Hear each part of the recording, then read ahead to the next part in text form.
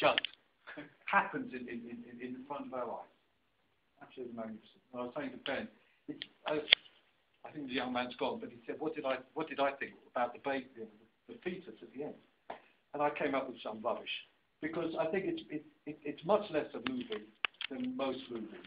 It's actually more like a piece of music, which if you don't make explicit in a piece of music, you know, an abstract, a symphony or whatever, you don't make it explicit. It could be explicit to him, but you just decide for yourself. He doesn't give you answers. You know, through the Stargate, all that, he doesn't give you any answers.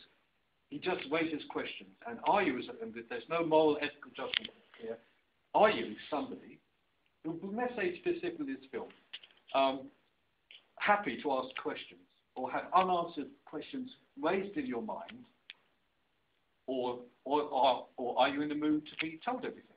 I mean, we all see things, we all read books, we all listen to music, we all see films where we actually hanker to be told what's going on. All of us do, in different circumstances. But in this circumstance, he just leaves it, he pretends to leave it completely unanswered. And so we just have to sit there and think, what? You know, as he goes through the Stargate, and that's a phenomenal thing. Of course, you all know very well, not any CGI. And that is not to criticize CGI. CGI is fantastic, but none. Everything was there. Everything there was real. All this, you know the Hubble telescope, the fantastic images. This was predates Hubble 30 years. Those incredible universes that we see, all of which were incidentally made in oil on water. That's how he did it. Just drops of oil, painted oil. So phenomenal. And you noticed, I saw this for the very first time in this film. You know the sketches of the sleepers. Those were made by Stanley's wife, which I didn't realise now.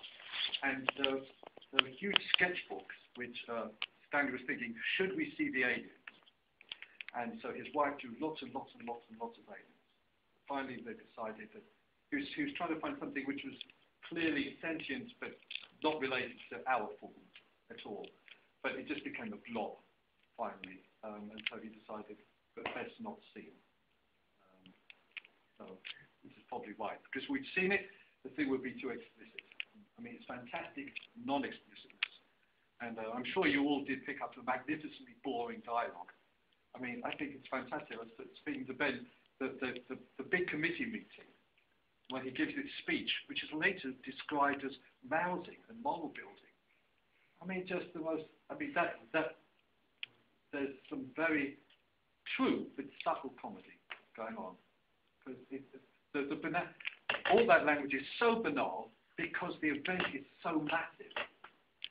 Now, what could any of us say which could cope with the arrival of an extraterrestrial artifact? Nothing would suffice. So Stanley didn't even try, because that would be the truth. I'm always harking on, when in my own head, and when I occasionally talk to people about this, how Stanley was striving for the authentic. However,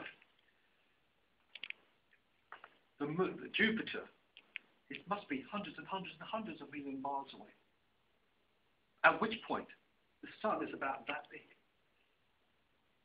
What illuminates the spaceship? It's a cunning trick, because the lighting in this film is like in The Shining, which I happened to see on Monday. Magnificent. The one thing that doesn't date in Stanley's films is the lighting looks like the film could be made yesterday. When I saw The Shining, it looked like a film that was made today, about 1980. And so the authenticity of the lighting in this entire film sort of seduces you into forgetting that there's no light source to illuminate the ship. Not one at all. But, is it the alien? Sorry? Is it the alien who is limited? No, it's just cameras. He wanted to see the ship. Yeah. He wanted to see the ship, and also he is, again, the ship is so beautiful, so beautifully lit.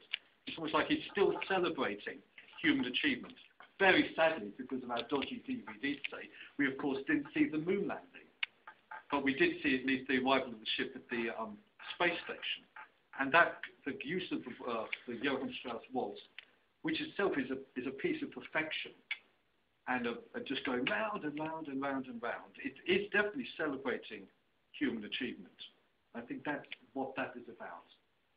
The things could be so just exactly right, but then it all collapses, you know, as it progresses. Anyway, I'm definitely biased. I think that's one of the best things one can ever see. However, thanks very much. Can I ask you something? Oh, I'm sorry. I'm not sure if it's really relevant, No. but just in case. How the stone, the black stone, is moving, and why